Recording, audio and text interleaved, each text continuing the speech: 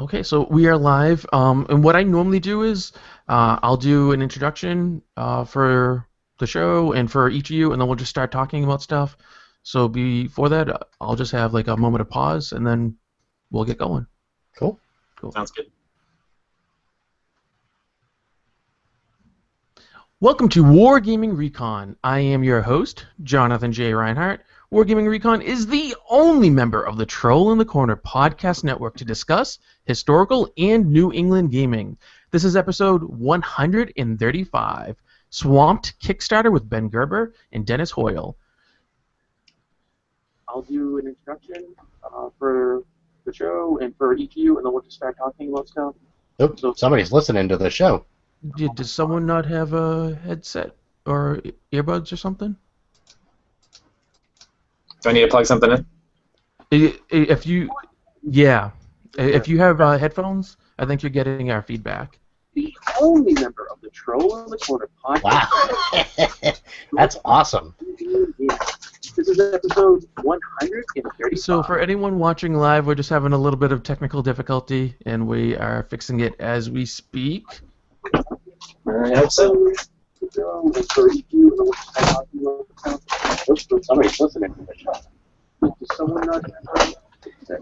That means that Google Plus imposes like a 5-10 second delay on their live stream. Yeah, I guess. Really live. I don't know. I think we're getting our feedback. Maybe I can't call my live page a live page anymore. I'm sorry about this. I usually have headphones right there, and I'm not finding them right now. Dennis, do you have the live broadcast up on your machine? Oh, yes, I do. Yeah, just kill that. Try that. I'm not very technically savvy. That's okay. Don't worry about it. Ben is the technical one. See, this is just the humorous stuff that is a little excitement for people who watch live. So is that better now? That's much better. We fixed the internet. Yes. Woo! So I'll start over again. We'll do another brief pause, and then I'll do an intro, and we'll just get things going again. Apologies to anyone watching live. Just one of those things with live recordings. You never know what's going to happen, so it's exciting and scary at the same time.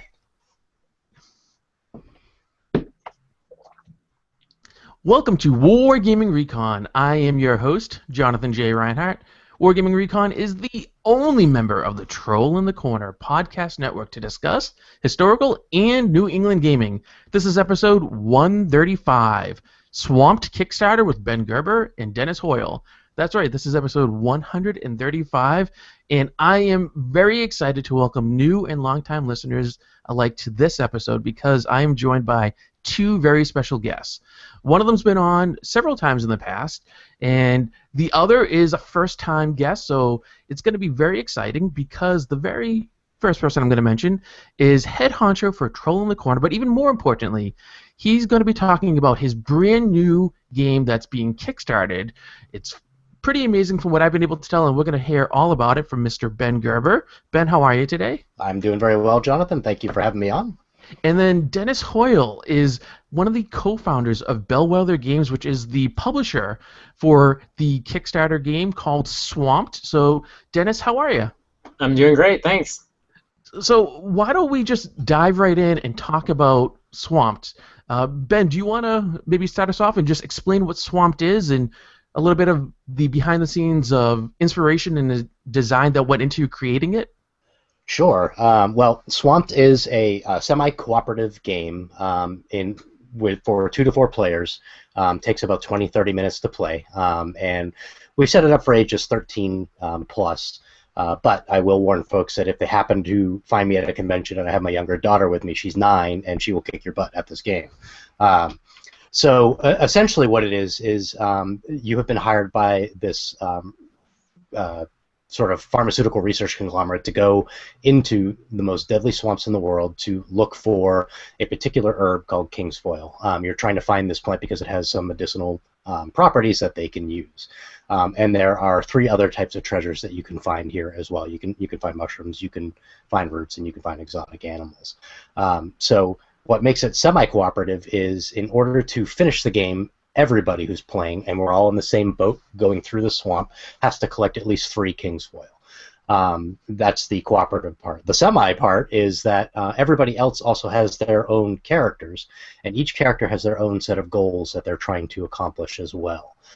So the way the game really works is as you're going through the swamp, and the swamp is growing as you're playing the game, the map is continuing sort of down the table as you're putting new cards down at the end of every round. Everybody's trying to get that king's foil, but everybody's also trying to get their own objectives. And my objective may be to collect, I don't know, 5 mushrooms. And Jonathan, your objective may be to get as many bits of the map set up as you possibly can, because you're going to score points as the map grows. So while we're all trying to sort of steer this boat and find what we need, there's another element to this game as well, is that there's a nasty crocodile who happens to inhabit these swamps, and he's following the boat and trying to do his best to sort of take a bite of what's inside. So everybody's trying to go for the same goal of 3 king's foil. We're all trying to get our own goals, and we're also all trying to avoid the crocodile. And last but not least, too, if you run out of cards before any of the rounds ends, well, you're stuck in the swamp for sort of a long, wet, cold night. So that's the gist of the game. Does the crocodile make a ticking noise? It could. Yeah. We haven't built that into the game. But it could. And I've also found sometimes what helps when you're playtesting this game is if you take your smartphone and you download a crocodile soundboard that does all the really low sounds that the crocodile makes, and you just repeatedly mash it on other people's turns, that adds to the effect. At least it adds to the game for me. As for where the game came from, it started off as a bit of a different design, and it was something that I was toying around with. And the elements that came through, the really neat, unique parts, I think, are the movement parts. And correct me if I'm wrong here, Dennis, but that's kind of what caught your eye when you first saw this as well. Mm-hmm. So I was toying around with this small game that just had a sort of a pile of cubes and these cards that you could change the direction, and that would determine who gets to move how many spaces per every round. And I happened to have this pass in front of Dennis's eyes at some point about 1.5 years ago, and he was intrigued by it as well, and then we started moving forward. So we've been developing this game now for a little over 1.5 years. I sent him the original idea. He sent back some other ideas. He started running with the design, started developing it. His buddy Jonathan, who does all the artwork and all the graphic design, came in and started developing it as well. And then they got back to me with more ideas, and we sort of have this I don't know how to best describe it. We're online. Jonathan and Dennis are close together physically, but we've been just sort of interacting a lot, especially over the past couple of months as things have been ramping up, doing a lot of play testing and design testing, and Dennis has been getting a ton of feedback from other play testers as well, and now here we are at the Kickstarter, about, 4 days into the Kickstarter. That pretty much sums it up. Yeah. Dennis, I'm kind of curious. I know Ben said that he thinks maybe it was the movement aspect of the game that really appealed to you for wanting to pick this up and do it as a Kickstarter. But I know that Ben he's been designing games for a very long time, all sorts of ones, and he's self-published a few, and he has all sorts of different things in the works. Were there other parts of Swamped that really just said to you, oh, I need to grab this and I need to work on it now and I need to make an arrangement to bring this to people? Yeah, sure. I think for me, probably the movement element, the element of the different orientations on the cards. So in the game, there's numbers on each of the corners of the cards. So each card has a different, depending on how you play it, impacts all the different players differently. So that was unique. And then also just the quickness of the play really appealed to me, and I felt like there was something that that we could really develop it into something that was really efficient, quick gameplay that had a lot of depth to it. And so after working through it and developing with Ben over the last 1.5 years, obviously that's something that it turned into. And my initial impression was it turned out to be correct, that the game could really turn into something really amazing and really great, and that's what happened. And that's obviously why we ended up deciding to Kickstart it and to move forward with all the graphic design and make it what it is today. So those are the main two things, kind of the unique orientation of the cards and how it's played, and then mix that together with a quick, fast gameplay. Oh, and one other thing I should mention is just the small number of components. Mm-hmm. That was one of the ways that Ben kind of shopped it out was, hey, this is a micro game. Is he going to be looking for micro games? And we were, and we like doing small games.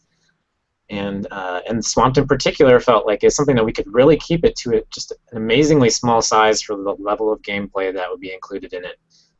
So what you'll see on the Kickstarter page is that the base game is only 35 cards. We threw in 2 extra pieces, that boat and the crocodile. And from that small deck of cards and the 2 pieces, there's just so many different things that are included in this game, so many different experiences that you can have. And so that kind of my initial impression that this is a micro game that would have a lot of depth to it turned out to be correct, and we're really excited about the end product. We've been sort of telling people that it's, or at least I've been telling people that to me it's like a $40 or $50 game that we just sort of taken down to everything we really like about all of those games and put it into a $12 package, and a 20 to 30 minute playtime. So instead of spending 15-20 minutes setting up, 2 hours playing, and then 5 or 10 minutes putting it away, in that time you could get 8-9 games of Swamped In, or get 3 games of Swamped In and move on to something else as well, and still get that sort of big game feel to it. So that's one of the things that I really enjoy about it, and that's one of the reasons why I think it's destined to do good, because Dennis, Jonathan, and we played this game a lot. We've done a lot of playtesting with it, and I'm still not even close to being sick of playing it. Right. It's still a game that I enjoy sitting down and playing. If somebody were to come over and say, in fact, I have somebody coming over tonight, and we're probably going to play Swamp, just because it's a fun game to play. Yeah, and one of those things that really kind of keeps the appeal is just the interaction between the players. So Ben was describing kind of the semi-cooperative model, which is really hot right now. We kind of compare it a little bit to Dead of Winter, just in a lot smaller size. It's not based on Dead of Winter or anything like that, but there are obviously some similar elements that you'll find just in a much smaller package. And so a big part of that is the interaction between the players. And a lot of times what we find when we're doing playtests of Swamped is that people will sit down, once they learn how to play, once they get going into the Swamp, that these really unique interactions come up based on who's playing it. If people feel really cooperative, then they'll take more of the cooperative stance, and they'll talk through how are we going to get around the crocodile in this instance, or what cards need to be played so that we don't get swamped here. Or if they're wanting to be more competitive, then they take a more competitive approach, and it's a more risky style of play that may end up with one person earning more points, but it could also lead the entire boat into deadly peril, as I often say. So it's really fun to watch and see people interact. And it's just a really natural interaction too, because since you all share the same piece, when you all take turns moving the boat, that ties you together, whether you want to or not.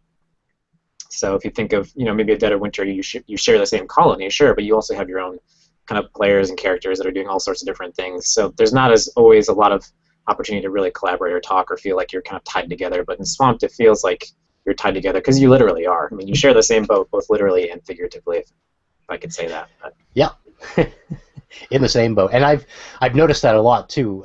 Even when I brought this to Total Confusion, Jonathan, and I was demonstrating it to a bunch of people, and we got to sit down and we got to do a couple different play tests. Depending on who was there, every game that we played, when we played through the whole game, just had a little bit of a different feel. Some folks are a lot more competitive about things. When I sat down and played it with some younger folks, it was a lot more, but if you move over here, because you have a 3, then the croc won't be able to catch us this turn at all, and then maybe you... So I think that lends to it. It's different for different game groups. And I know a lot of people who have started getting together for these like weekly or monthly game nights at various pubs and whatnot, and not to toot our own horn, Dennis, but this strikes me as like a perfect pub game. Because it's tiny, it can fit in your pocket, you can pull it out and you can play it, and you can get loud and sort of raucous with it as well, and in 20 minutes it's over, and then the next 4 people can play it.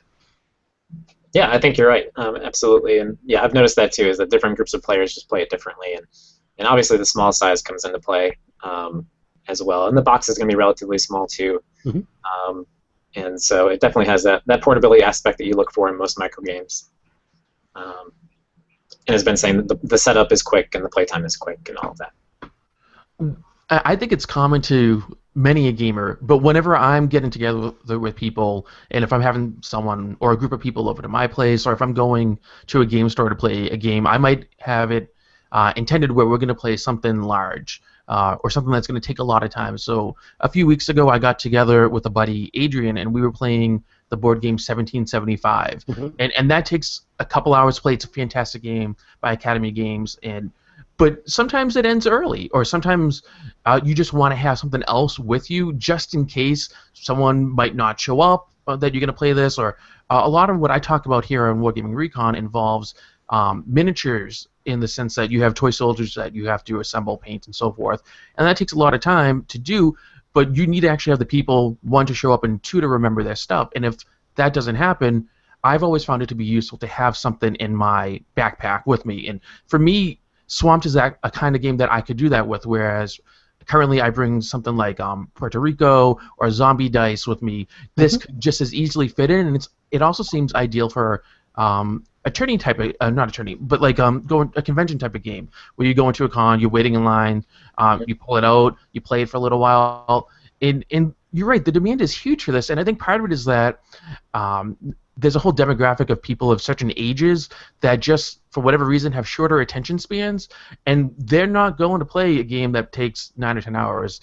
Or even someone like myself, I'm not going to play a Talisman just because as good as it is, it's too darn long for me. And it's amazing, but I'd rather play like something, the time limit of Swamped, where I could spend, my time playing this and play it like 8 or 10 times instead of playing that one game of Talisman. And one thing that I think you guys have really hit on with this is that I'm going to work with you, but maybe not really, is how I like to phrase it, because I think of Shadows over Camelot, which has been a long-time favorite of mine, and I'm not sure if you're both familiar with it, but it's a Arthurian board game where you each play a different knight of the round table, and one of you is a traitor, and you don't know who it is, so you are helping everyone else. You're trying to get the Grail, you're trying to get Excalibur and so forth, but you're trying not to help too much, and you have to do it in such a way that no one knows that you are the traitor until you choose to reveal yourself. So you want to keep it hidden,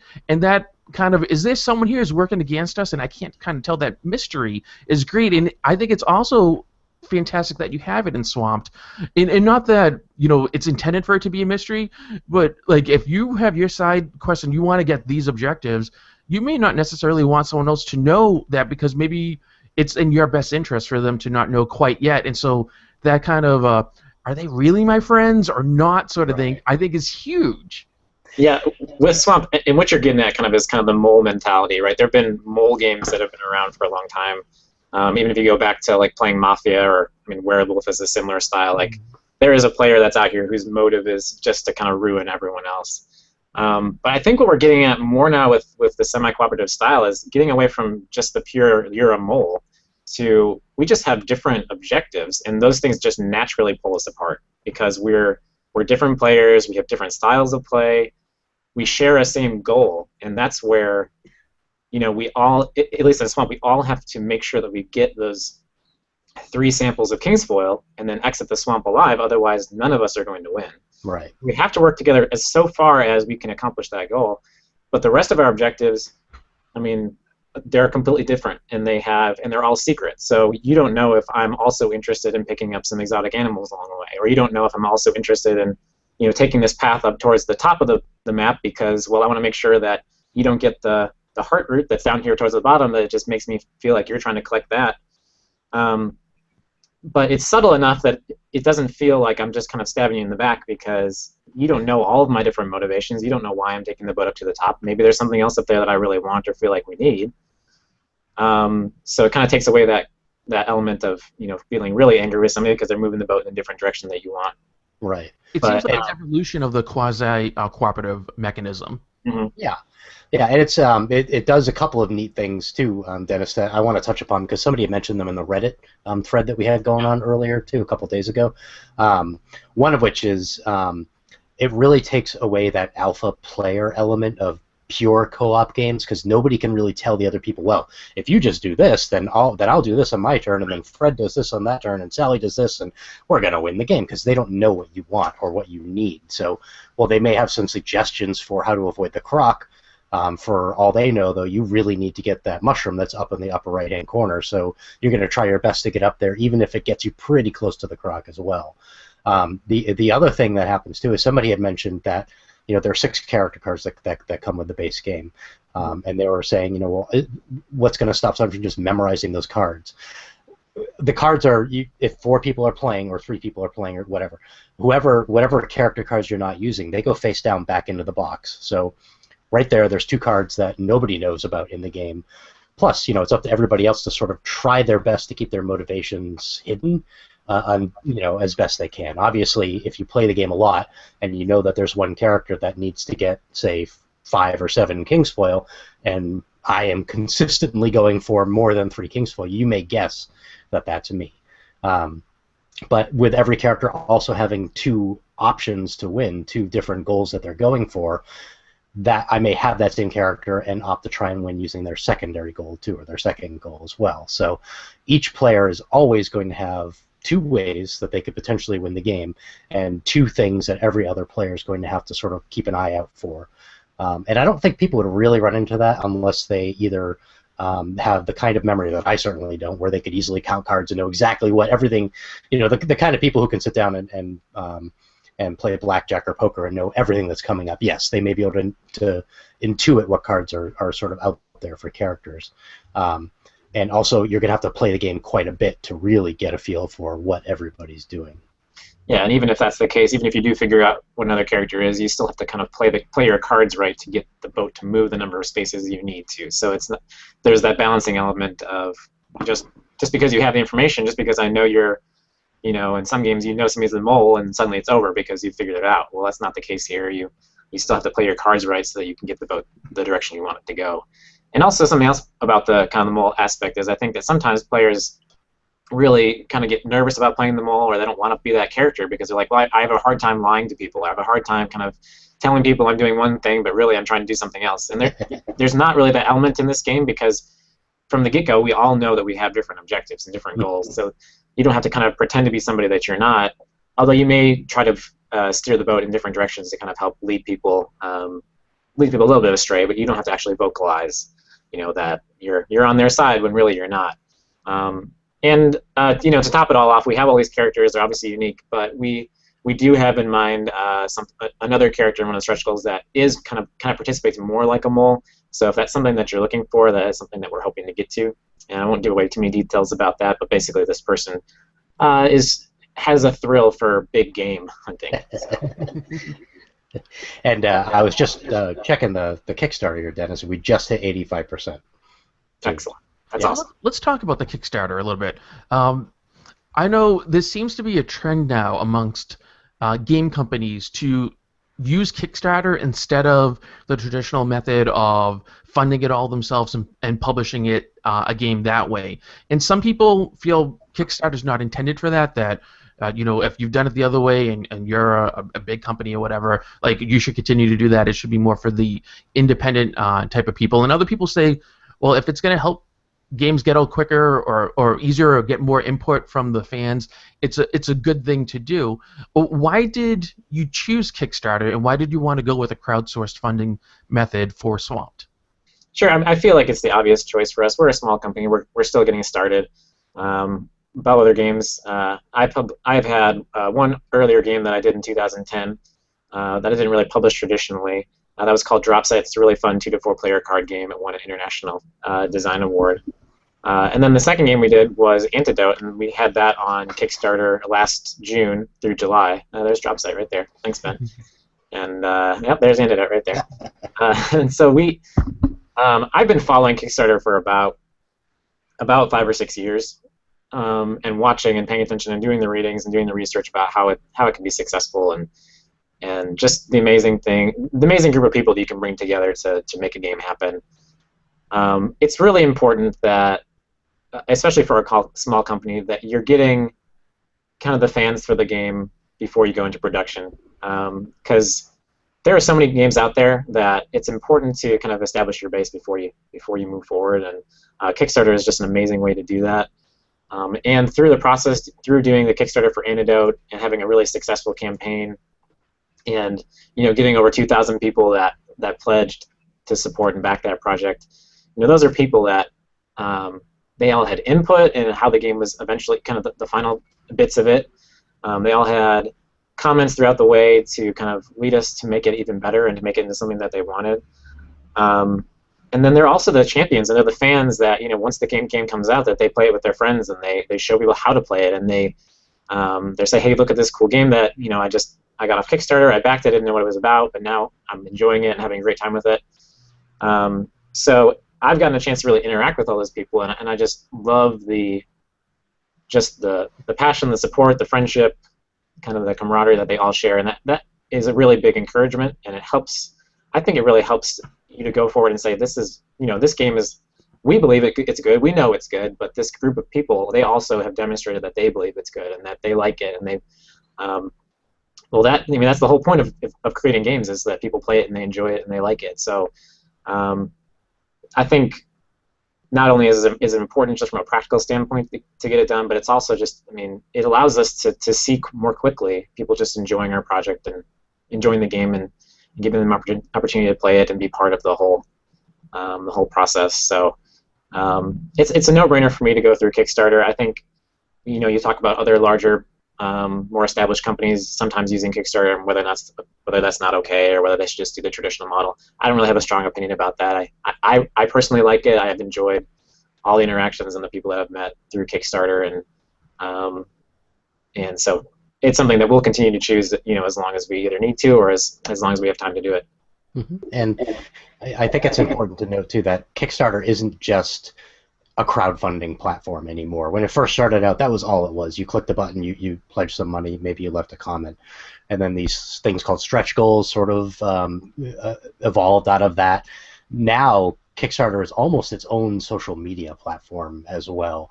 It's a great place for people to connect, for like-minded people to connect, and with our Kickstarter, Dennis, you and Jonathan set up something really kind of unique, I think, and neat with the stretch goals too, which is that there's this sort of flow chart of stretch goals, and it's up to the community, it's up to the backers to decide which ones we're going to open first by basically just voting in the comments, saying I want this or I want that, and voting is it does a couple of things. It lets you, the backers, decide what's going to get opened up first. It also encourages folks to get on the comments and start talking a lot, which encourages more discussion about the game, which is always a good thing for everybody involved. The folks who are backing it, they're going to get more of a feel for what's going on, and they're going to maybe find other people that are of the same mind as them. And for us, we can see, particularly for Dennis, who's actually the one running the Kickstarter, exactly what people are talking about and what interests them the most. Before we get to the stretch goals, because that's something I never seen done before this way on a Kickstarter, and so I do want to talk about that. But why don't we just back up a minute and explain what the project itself is, how much you're looking to raise, how long people have to do it, and what the different backing levels are. What do people get for the money that they're given? Sure. Well, we've been able to first of all, we've been able to establish a really great kind of base pledge level. I think. Well, first of all, there's also the $1 pledge, which we have available for people to. They can pledge the $1 pledge and get access to the print and play, which is using the demo artwork. And they can also follow along the campaign that way and get all of our updates. But that first base pledge is only $12 plus shipping. $2 is shipping in the United States. So we feel like it's a really reasonable price point for people to become involved in the campaign and get a copy of Swamped.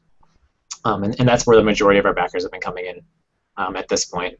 Then there's a couple other levels where you can add on extra copies of Swamp if you want to maybe get a copy for your friend, or if you think that several of your family members might like a copy. You can add up to 6 copies of Swamp. We also have a premium backer level, and the premium backer is $75, and that's just somebody who takes a little bit more of ownership of the campaign. We're going to include their name and their picture on the campaign backer page on our website. We did this for the Antidote campaign, and those filled up really quickly.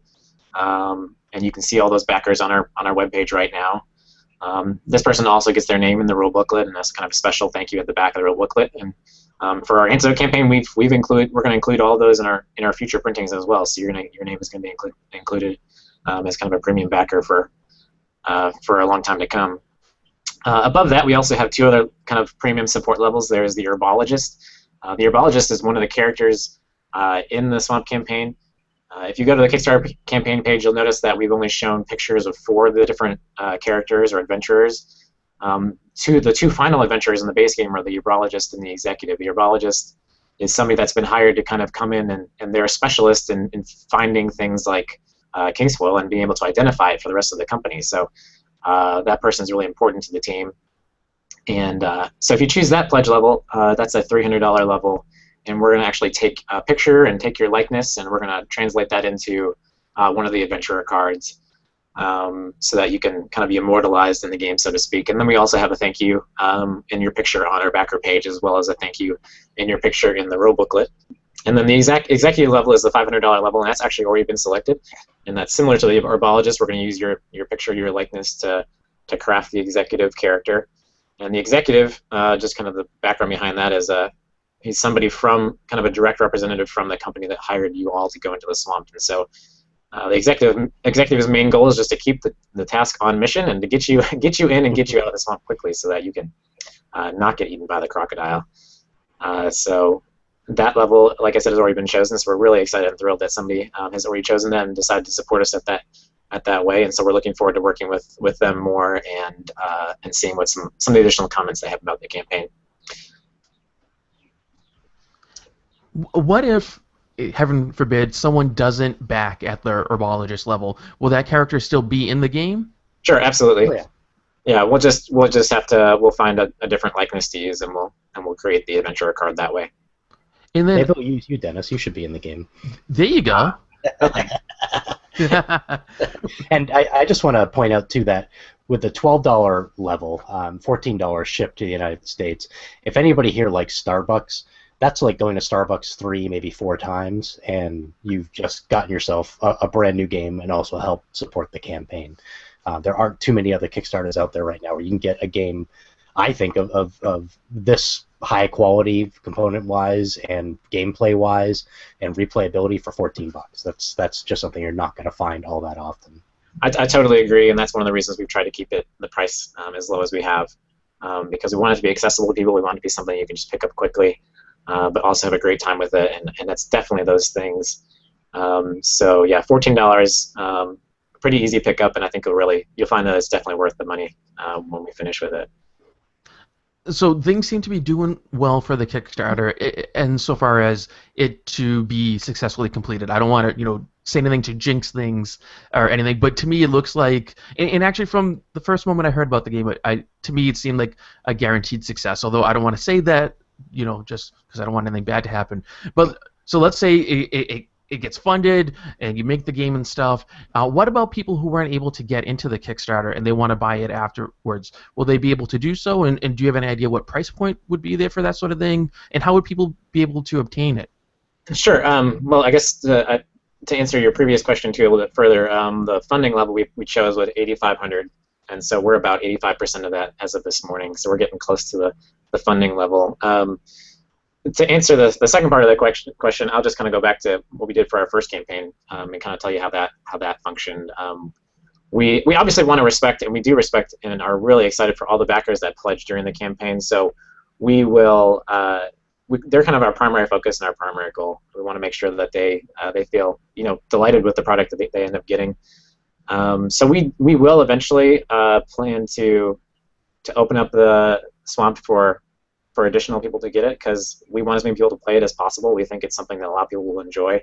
And so we did open up Antidote last year, not too long after the campaign ended. We opened it up on our website, but we asked for a couple more dollars for it, and then we also just made sure to kind of hang on to our Kickstarter backer as a priority as far as communication was concerned, and a priority as far as getting the game first after it finally gets to the United States. So that's something that we are hoping and endeavoring to make sure is that all our backers get their copies first, as before it goes to anyone else, and that we just do a good job communicating with them and making sure that they're happy and pleased with the product, and then they also get that extra, that small discount on the front end as well. And there's also, there's no guarantee going into the future too. If we do additional printings, it's possible that the game, some of the extra cards may change or things like that. So if you want to get in on the Kickstarter, then that kind of ensures that you're getting everything, completely as it shows on the Kickstarter page, and that, just in case we have to change something in the future for whatever reason, that they're going to make sure you can get in on the basic level, the front level, and get everything that's included. Mm-hmm. Hearing your dedication to the Kickstarter backers is music to my ears, because as a backer of Swamped, but also someone who's backed many other Kickstarter projects, I've seen and heard far too many times, and I'm not saying Bellwether Games would ever do this, but other companies maybe coming into some issues with things and then releasing the product to non-backers first. I know this happened at the most recent Gen Con, where they had to get it out to Gen Con because it's Gen Con, right? And backers, meanwhile, still didn't even have this stuff mailed to them yet.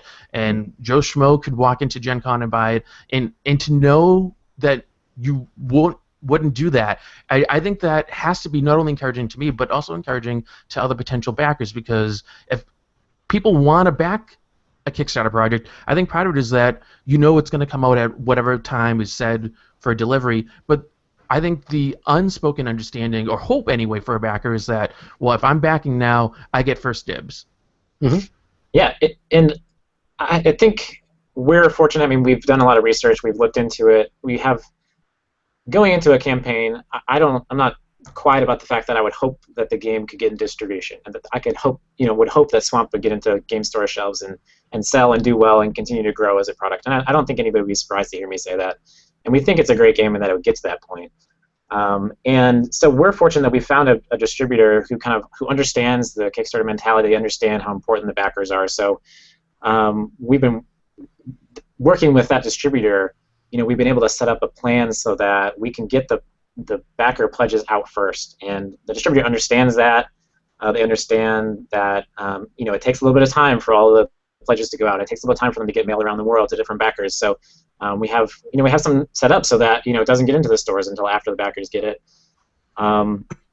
So it just takes a little bit of setting that up, and I think that's just one of the challenges. Is sometimes the fulfillment is so much harder, and it's difficult to do, and it's difficult to get set up. That maybe other campaigns, I'm not saying, I don't know which campaign in particular does this. Maybe they have trouble, just getting it all fulfilled, because it's a large task to get out hundreds or thousands of units in a short period of time. So fortunately, with Antidote in particular, the campaign, we were able to do it. We had a fulfillment company that they got them all out very quickly, and then our distributor held up their side of the bargain, and the extra copies weren't released until about 2 weeks after the rest of the copies out. And now Antidote is in the stores, and it's doing very well. It's getting picked up very quickly. We actually sold out of our first into distribution. So I think that's kind of the best case scenario for everyone, is that as a backer, you get your game, you get it first, you get you're the priority, and then you have the ability of telling your friends, hey, I just played this game, or we just played this game with your friends, and they want to go buy a copy. Well, they know that not too long from then they can actually go get their own copy. So I think that's the best case scenario for everyone. Well, absolutely, because if you're backing it, it's because you've either played it and liked it, or you think you will like it, and you want more people to like it and get it, and not, for whatever reason, some people either don't or can't back a Kickstarter, and so once it's a success and it's able to get into the stores, it benefits the whole gaming community, really. Sure. Exactly. So why don't we talk about the person who is looking at the Kickstarter and says, this looks kind of interesting, but they're hesitant. What would you say is the main reason or enticement for them? Like, what gets them to get off the fence and go ahead and pledge and say, I want to do the Swamp Kickstarter, as opposed to any other Kickstarter, or as opposed to not backing anything? Yeah, I think the biggest thing is that the faster you get on board with it, and the more people that get on board with it more quickly, that enables us to really build more into the project. So the base game that we've released, that we've promised all of our pledgers right now, is great in its own right, and we think it has a lot of fun, a lot of replayability. But we have more to add to it, and there is expansions that are planned, and there are bonus cards and additional artwork and some upgrades to the components, which those are all extra expenses for us. So we have to raise more money to make it, kind of fiscally a good fiscal decision in producing those extra things and adding them to the game. But whenever we add those things, the more pledges and the more backers we have, it doesn't actually add to the backers' cost at all. I mean, you're still pledging the same amount, you're getting more for it. So the more people that jump on board during the Kickstarter campaign, the more that we can offer and include in the box by the time it gets shipped out. So, for example, when we ran the Antidote campaign, we started off offering about 60 cards in the box, and we asked for a pledge of about $16. By the end of the campaign, the box that we're offering now is 102 cards with about 4 different expansions, and who wouldn't rather get that than than the 60 cards, no expansions? I mean, you want more content, and if it doesn't cost you anything additional, then that's excellent. So this is really a thing where go tell your friend who might be interested, go tell your cousin who might be interested, go tell your grandma who just wants to help you out with something.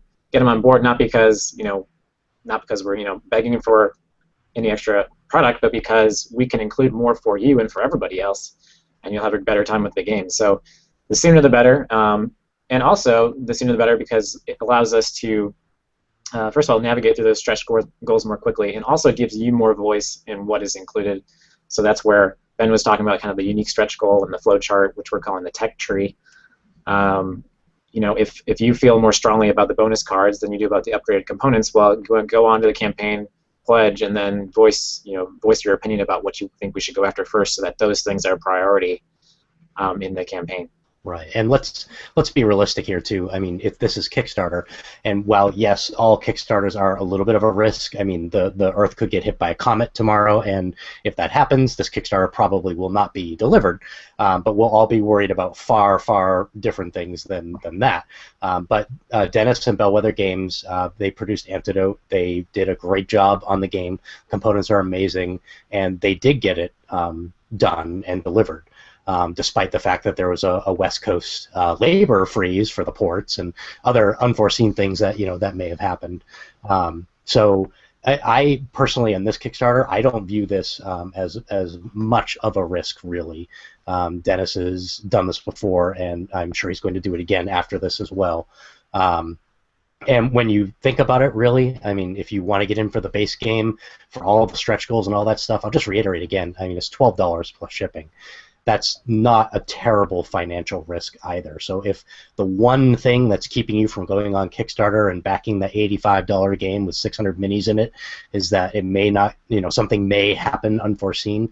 Well, not that I'm saying that that's going to happen with this campaign, because again, Dennis, you've already done it once before with Antidote.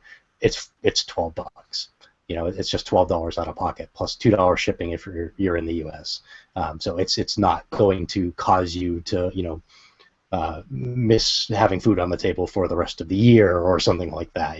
We're not talking about the Ogre Special Edition here or anything. Yep, well said. I mean, we tried to keep the price point as low as possible because we wanted to make it accessible to people. We feel like it's a great game that people should play and that they'd be interested to play. It's unlike a lot of the comments we've heard is it's unlike any gaming experience they've had, or it's something completely new and unique. And for $12 and to try something completely new and unique, that's also a lot of fun. We think it's worth it to hop on board and to help it have as much content as possible. Right, and as a backer too, and as a fan of Bellwether Games for Antidote, the game that came out, and I think Dennis, you're getting a lot of these comments as well. I mean, the components in this game are fantastic. The box is amazing. It's nice and sturdy. The rulebook is excellent. All the cards are great. So you're going to get a lot of game in this little game for $12 as far as the components are concerned too. You mentioned that the goal is to raise at least $8,500 gets it funded, and then beyond that will be stretch goals. How much time do people have to back? Like, when's the deadline? 28 days from today, so June 6th is the final day that people can pledge. That will go by quickly, though, so hop on early on and you'll have more of a voice in what's going on with the campaign. You get to follow the entire campaign from start to finish, and we try to communicate and send out updates pretty regularly, and we're going to send out updates as far as the artwork and all those things are concerned. So don't wait. Sooner is better as far as that's concerned, and it helps us also to plan out the stretch goals a little bit better and make sure that they're that we're able to get as many or most of them as possible. And speaking of the stretch goals, like when do they take effect? At what price point do they happen? Like when you raise $10,000, when you raise 9,000? Sure. Yeah. Well, it really depends on kind of which one we go after. So whenever the final decision is made about which scoring track or which tech tree we go after, then we'll be able to make a final decision about how much it's going to be. But well, let's say people go for the one that I think they should go for, which is the upgraded components. Nudge, nudge, everyone vote for upgraded components. So let's say that's the one that happens, right? Like, when does that happen? Yeah, well, as soon as we reach the 8,500, then we'll release that next amount. But it's going to be about $2,500 extra for that first goal. That's pretty exciting. In the stuff that's in the Kickstarter regarding the stretch goals, they all look really cool. I've been following some of the voting on it, and I'm kind of surprised, actually, that one part of the tech tree is lagged behind as much as it has, but I'm not surprised that the other two are almost dead neck and neck. Yeah, the artwork variant seems to not be getting a lot of love right now, which is interesting to me because I think because Jonathan's a fantastic artist and graphic designer, and he's got some cool concepts planned for some of the kind of unique art variants that we're going to include. But yeah, the two that are neck and neck that you're describing are the upgraded components as well as the bonus cards. And so we have 2 bonus cards planned along that track. The first one we revealed is the starter map. So there's a starter map that the boat starts on, and this one is an alternate. It changes up the gameplay a little bit, lets you start the game a little differently. And then over in the upgraded components, the first one we have revealed is to upgrade the boat from a wooden cube token to shaped like a boat token, basically. And obviously, it costs extra for us to get something die cut like that, and make sure that it's getting it done professionally and cut correctly and all that. Obviously, it takes extra time and tooling costs and things like that on the manufacturing side. So that's why we included it as a stretch goal instead of in the base game. Because to have a great experience with it, you don't need those things, but they're fun, obviously, and they add a little bit of a touch to the game. And I've got to say, following the comments as well, some people have come up with some really reasonable arguments for both the bonus cards and the upgrade components too. The bonus cards are, let's get more into the game as soon as we can, so that we'll change gameplay a little bit. But then somebody will come in from the upgraded component side and say, yeah, but if the components are better, we're going to have those forever. And they can always come out with a add-on pack for this later on. So it's interesting to see those two sides sort of battle it out in the comments. Yeah, that's been a lot of fun watching those and kind of cheering people on and trying to remain impartial on my side. Yeah. People love meeples that look like what they're supposed to be. Like, I love Carcassonne, right? But I would love it even better if there were actual like meeples that represented the sheep, or like a farmer meeple as opposed to just the generic person meeple. Right. And the chance to have a boat meeple that's a boat, I mean, that's amazing. And that's actually what drew me to the upgrade components, and I'm hoping what will draw everyone else to it as well. But that's just my own little upgrade.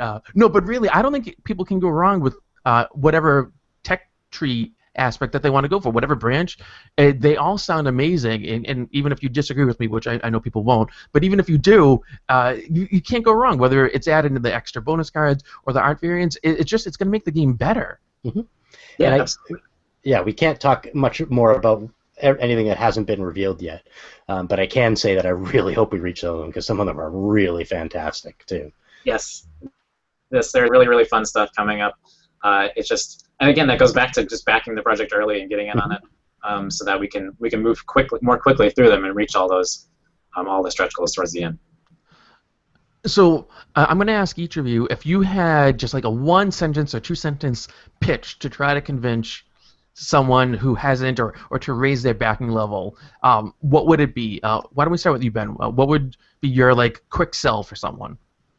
Take your favorite 2 to 4 player $40 to $60 game and take all the things that you like the most about it, compress it down into a small box for $12, and that's Swamped. And how about you, Dennis? Fast, quick, unlike anything you've ever played. This game is going to be even better the more that you commit to it. So get in early. And for people who want to just keep up to with what's going on, both with Swamped and with what each of you are doing online, how would they do that? What websites would they go to? What's best ways to contact you? Dennis, do you want to start us off? Sure, just head over to bellwethergames.com or email me at dennis@bellwethergames.com. We're also on Facebook as well as Twitter and Google+, so you can find us any of those places. And how about you, Ben? Well, first, I'd say go to Kickstarter and type in Swamped into the search bar, because you'll find a lot of information about this particular game right there. But if you're looking for me specifically, well, my website is Troll in the Corner, so trollitc.com or trollitc. Do the @ in front of it for Twitter. You can find me under my own name on G+ or Facebook or just about anywhere else online as well. Okay, and if the two of you don't mind sticking around just for a few more minutes, I have just a couple other non-interview kind of sections of the show before the episode winds down. Sure. I like to do a mailbag section every episode as much as possible because I really feel that it's important to have a sense of community with people, and I think it's something that you guys are doing with Kickstarter for Swamped, and I think it's really important for podcasts too. So I love being able to hear back from listeners and see what they're doing, what's going on with all of them. And I actually got we have a Facebook presence, of course. So like who doesn't nowadays, right? But on or at least it feels like once they opened it up, so it wasn't just like you have to be in school to have Facebook, and everyone's mom and grandma came on. Like everyone has Facebook, and maybe sometimes we wish they didn't, and sometimes we wish they did. But that's another topic for another day. But on our Facebook page, the other day I happened to mention that our numbers, and I try not to get too caught up in numbers here because numbers are important for, like, say, sales of a game, but for a podcast, for me, it's more about involvement in that community. Are people active and are they interested?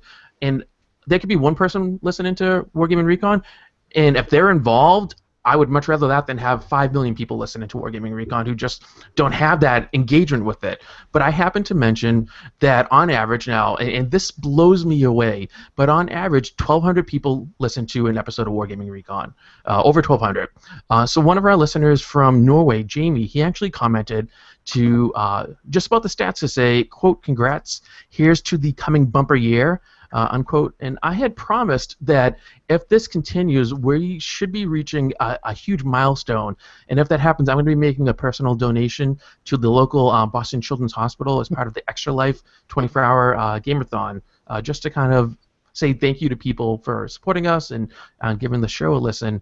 And that's something, too. I've always felt strongly about giving back whenever possible. And sometimes you hear it, and I think it's mainly not because it's not being done, but because people just don't push it in the limelight. But you hear about game companies and the individuals, how they give back and how they use gaming to enrich their communities and the lives of those around them. So I think that's really important. So I just want to thank Jamie for taking the time to post on our Facebook page for his comments. And here's hoping that it continues on and that things just keep on getting bigger and better. And then also, I had posted on our Facebook page some sad news, actually, that I want to just share with people because I know not everyone who listens to Wargaming Recon is on Facebook and checks their Facebook page. But one of our longtime listeners, his name's Andrew, he has suddenly passed away over in Wales. And so I had done a posting that just said, quote, that I'm stunned and terribly saddened to hear of the passing of longtime listener Andrew. He helped to give us the name Wargaming Recon.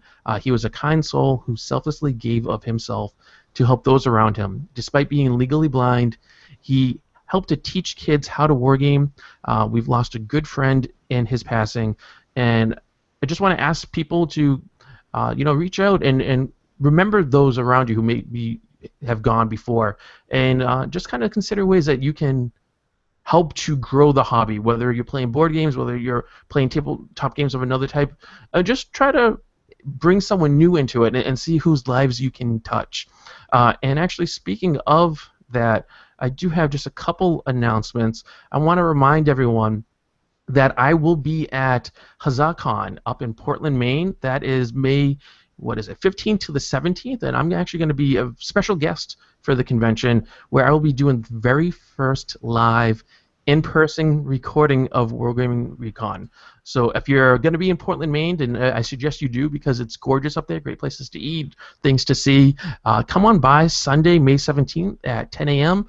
I'll be recording at the convention at the Doubletree in South Portland, or you can watch live like some of you are doing now for this episode of Wargaming Recon. Just head over to wargamingrecon.com/live, and that'll get you in with that. And then, of course, just a reminder that we've been talking about one crowdsource funding method, Kickstarter, here, but another one that we use for us on Wargaming Recon is Patreon. Just kind of like a tip jar. If you like what we do, head over to wargamingrecon.com/Patreon. Just give it's like a dollar an episode, $2 a month, less than a cup of coffee, and just a way to say thanks for what we do here. And no matter what, you don't have to remember all the stuff we talked about on the show, because one of the cool things, and I know it's something Ben does, and I've loved to do for a long time, is to have show notes that just kind of connect you to everything you need. So that way you don't need to remember this web address or that web address or the name of so-and-so, whatever. If you want to go to the Swamped Kickstarter, you don't have to remember what that web address is, right? You can just go to our show notes, wargamingrecon.com/WR135. That's wargamingrecon.com/WR135. And that'll connect you to everything. We'll have links to it. We'll have the contact information for Dennis and for Ben, and just all the stuff that we talked about will be on there, and you'll also be able to find out about upcoming episodes and upcoming live events and all that sort of stuff.